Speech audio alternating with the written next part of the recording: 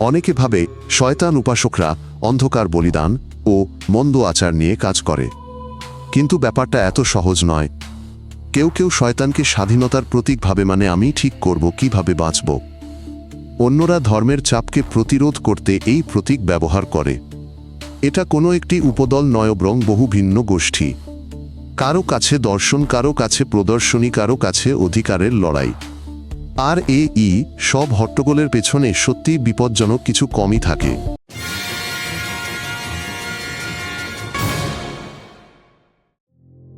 শয়তান পূজারীদের নিয়ে অনেক ভয়ঙ্কর গল্প আছে। যেমন তারা বাচ্চাদের অপহরণ করে, রক্ত পান করে, গোপন সভা করে। এর বেশিরভাগই সিনেমা বই আর পুরনো গুজবের কল্পকথা। বাস্তবে তাদের বেশিরভাগেরই শিং বা কোনো বেসমেন্ট নেই।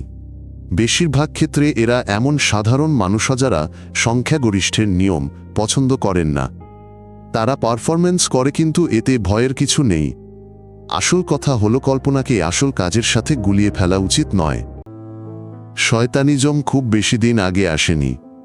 শুরু থেকেই এটি প্রতিবাদ ও আত্মপ্রকাশের বিষয় ছিল। কেউ শয়তানকে শক্তির প্রতীক মনে করত, কেউ স্বাধীনতার। বিভিন্ন ধারা আছে। কেউ রহস্যবাদে বিশ্বাসী, কেউ কিছুই বিশ্বাস করে না। কারো কারো আচার অনুষ্ঠান প্রায় নাটকের মতো। কেউ আদালত ও প্রতিবাদের মাধ্যমে কাজ করে। এসবই মন্দ বিষয় নয়। এটি হলো মানুষ নিজে কিভাবে বাঁচতে চায় তা ঠিক করার ব্যাপার। পেন্টাগ্রাম, ছাগলের মাথা, কালো মোমবাতি, এগুলো সহজেই চেনা যায়। কিন্তু এগুলোর অর্থ কি? কারো কাছে এটা শুধু প্রতিবাদের প্রতীক, অন্যদের কাছে এটা আলাদা হওয়ার উপায়। বোঝা জরুরি, বাইরের চেহারা উদ্দেশ্য বোঝায় না। পেন্টাগ্রাম পরে আপনি একজন সাধারণ ছাত্র হতে পারেন। আপনি পুরোহিতের মতো দেখতে হলেও মন্দ কাজ করতে পারেন। সবকিছু কর্ম দ্বারা নির্ধারিত হয়, প্রতীক দ্বারা নয়। আইন মানুষকে কর্মের জন্য বিচার করে, টি শার্টের ছবির জন্য নয়। কিছু শয়তান উপাসক বলে, আমি আমার জীবনের কেন্দ্র, আমি ঠিক করি কোনটা সঠিক। তারা শয়তানের পূজা করে, না শুধু অন্যের নিয়মে বিশ্বাসী নয়। তাদের কাছে এই ধারণাটি প্রিয়, যেমন ইচ্ছা বাঁচো কিন্তু পরিণতির দায়িত্ব নাও। তাদের দর্শন কঠোর মনে হতে পারে, তবে মূল কথা হলো একটি: নিজের কাছে সৎ থাকো, নিজেকে মিথ্যা বলো না, ভণ্ড হয়ও না। তারা দেবতা নয়, দানব নয়, শুধু স্বাধীনতার প্রতি ভিন্ন একটি দৃষ্টিভঙ্গি। যদি ভাবেন ওখানে প্রতি রাতে ভয়ঙ্কর কিছু ঘটে, তা ঠিক নয়। অধিকাংশের ক্ষেত্রে আচারগুলি পারফরম্যান্সের মতো, মোমবাতি, মুখোশ, সঙ্গীত। কেউ কেউ এভাবে জীবনের এক অধ্যায় শেষ করে বিচ্ছেদ, নতুন কাজ, পরিবর্তন। এটা জাদুবিদ্যার চেয়ে বেশি মনোবিজ্ঞান।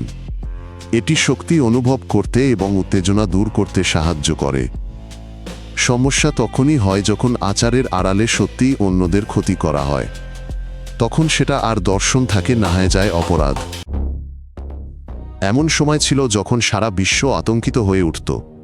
টক শো কাগজে ভয়ঙ্কর খবর, ধর্মীয় গোষ্ঠী ও অপহরণের অভিযোগ ছিল। অনেক ঘটনা পরে ভুল প্রমাণিত হয়েছিল। লোকদের তখন মুক্তি দেওয়া হয়েছিল। এমনটা কেন হয়? মানুষ অজানা জিনিসকে ভয় পায়। কেউ কালো পোশাক পরলে, মোমবাতি জ্বালালে বা অদ্ভুত কথা বললে তাকে বিপজ্জনক মনে করা হয়, যদিও এটি প্রায়শই কেবল একটি খেলা, অভিনয় বা ভান মাত্র। আর আতঙ্ক যেন একটা ঝলক, এক মুহূর্ত, আর পুরো শহর ভয়ে আচ্ছন্ন। হ্যাঁ, এই শব্দটি ভয়ঙ্কর শোনাচ্ছে, এবং হ্যাক বরে মাঝে মাঝে এমন গল্প আসে যেখানে এর মতো কিছু থাকে, কিন্তু বেশিরভাগ এমন ঘটনা ধোপে টেকে না। দেখা যায় ওগুলো হয় মানসিক অসুস্থতা বা শুধু মন গড়া গল্প। নথিভুক্ত শয়তানের উপাসক দলগুলি প্রকাশ্যে বলে, কোনো সহিংসতা নয়, শুধু পছন্দের স্বাধীনতা।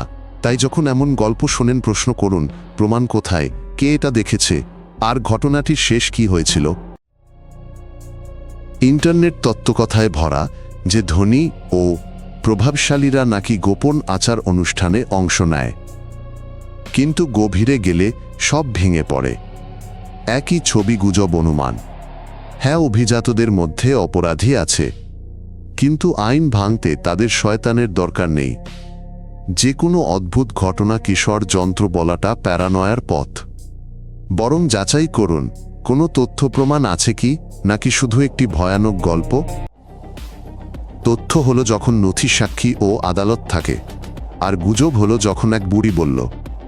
শয়তানবাদের জগতে অনেক আবেগ ভয়ঙ্কর গল্প, উজ্জ্বল ছবি থাকে, তবে যদি সত্য জানতে চান সুনির্দিষ্ট তথ্য খুঁজুন। মাস্ক পরা ছবি প্রমাণ নয়, চিৎকারের ভিডিও সবসময় যেমন দেখায় তেমন নয়। কর্মকাণ্ড ও অপরাধের পার্থক্য শিখুন। এটি এমন দক্ষতা যা যে কোনো বিষয়ে কাজে দেবে। কারো কারো কাছে আমি স্বাধীন পরমত মানি না, নিজেকে প্রকাশের এই পথ।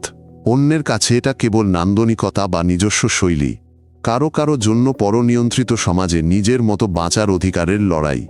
কেউ চায় সব ধর্মের জন্য আইন সমান হোক, কেউ বা কেবল প্রতিচ্ছবি নিয়ে খেলে। তবে মূল কথা একটাই, পৃথিবী ধ্বংস নয় বরং নিজস্ব পছন্দের জন্য এখানে স্থান তৈরি করা। শয়তানবাদীরা নিজেদের মন্দ মনে করে না, তাদের দৃষ্টিভঙ্গি ভিন্ন। তারা বলে, যদি তুমি কারো ক্ষতি না করো, নিজেকে মিথ্যা না বলো আর উচ্চ শক্তির পেছনে না লুকো, তাহলে তুমি ঠিক আছো। তাদের অজ্ঞানেই কিন্তু নিজেদের প্রতি সৎ থাকা আছে। তারা আনন্দকে পাপ মনে করে না এবং অনন্ত শাস্তিতে বিশ্বাস করে না। সব সহজ, খারাপ করলে তার ফল পাবে।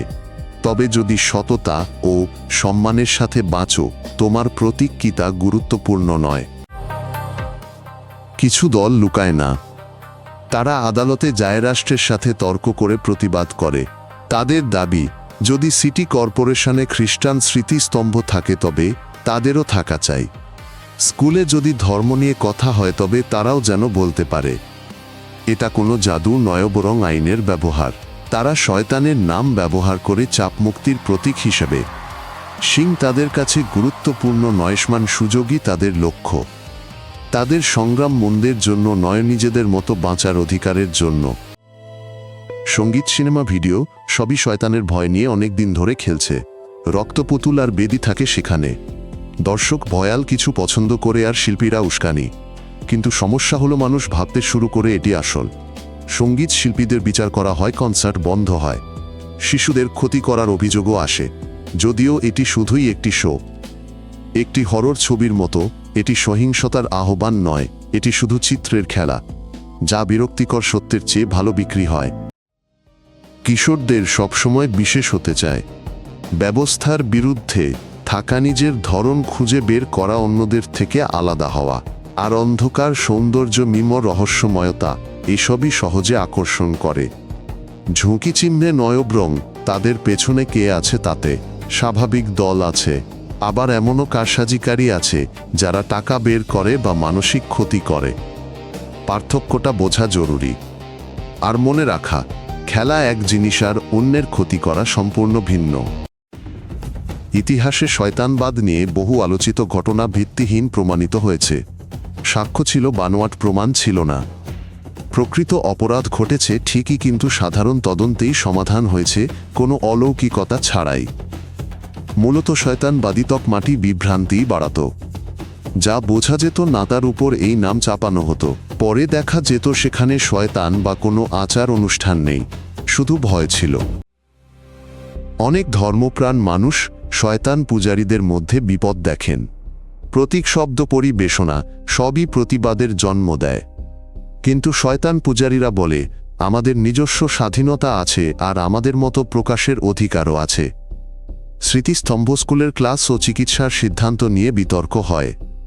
কখনো কখনো বিষয়টি আদালত পর্যন্ত গড়ায়। এটা ভালো মন্দের যুদ্ধ নয়, এটা সীমানা নিয়ে বিতর্ক, যেখানে বিশ্বাস শেষ হয় আর অন্যের স্বাধীনতা শুরু হয়। আর এই বিতর্কে শোনা অত্যন্ত গুরুত্বপূর্ণ।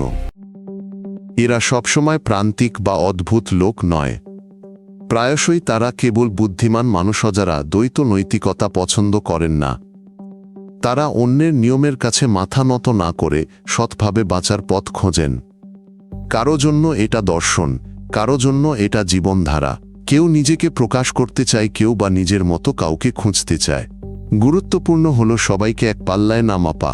কিছু নিরাপদ গোষ্ঠী আছে, আবার কিছু বিষাক্ত, অন্য যে কোনো মতাদর্শের মতোই। যুক্তরাষ্ট্রে তাদের নিয়ে বেশি আলোচনা হয়, মামলা, ঘটনা, কেলেঙ্কারিও বেশি। ইউরোপে অবশ্য নীরবতা। প্রবল ধার্মিক দেশে শয়তান উপাসকদের ভয়ে পায় প্রায়শই গোষ্ঠী ভেবে ভুল করে। কোথাও তারা নিষিদ্ধ, কোথাও গুরুত্বহীন, সর্বত্র তাদের ব্যাপ্তি ছোট, কিন্তু তাদের ভাবমূর্তি উজ্জ্বল। সংগঠনগুলির চেয়ে ভাবমূর্তিটি বেশি আলোচিত। নান্দনিকতার কারণে তাদের সংখ্যা বাস্তবের চেয়ে বেশি মনে হয়। সম্ভবত বড় কিছু হবে না। বিক্ষোভ পারফরম্যান্স আদালতের বিতর্কমিম গানন্তুন ভয়ের গল্প থাকবে, ইন্টারনেটে আতঙ্কও থাকবে, সব পুনরাবৃত্তি হবে। তবে কোনো বিশ্ব দখল হবে না।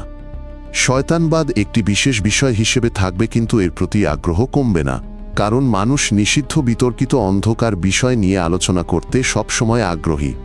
আর যতক্ষণ ভয় আছে ততক্ষণ যারা এর সুযোগ নেই তারাও থাকবে।